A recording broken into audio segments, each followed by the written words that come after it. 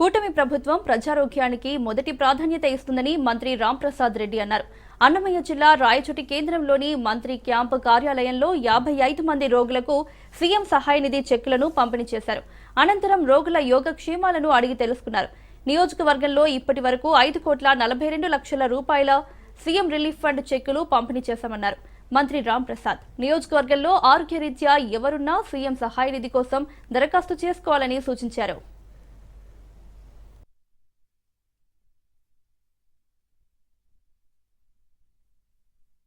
మన రాయచోటి నియోజకవర్గంలో ఇప్పటికే సుమారు 6,22,00,000 రూపాయలు ఎవరైతే నిరుపేద లబ్ధిదారులు ఉంటారో వాళ్ళందరికీ ముఖ్యమంత్రి సహాయ నిధి నుంచి ఇప్పించడం జరిగింది.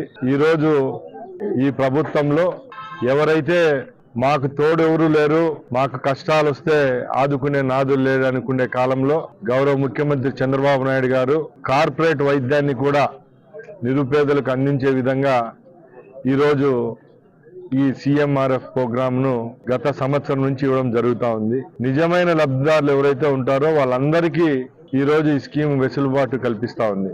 ముఖ్యంగా ఈ ప్రభుత్వంలో ఆరోగ్యానికి పెద్దపీట వేస్తూ ఈ రోజు రాష్ట్రంలో ఉన్న అన్ని ప్రైమరీ హెల్త్ సెంటర్లు అయితేనే, అలాగే జనరల్ హాస్పిటళ్ళు, ఏరియా హాస్పిటళ్లలో అప్గ్రేడ్ చేయడం జరుగుతూ ఉంది.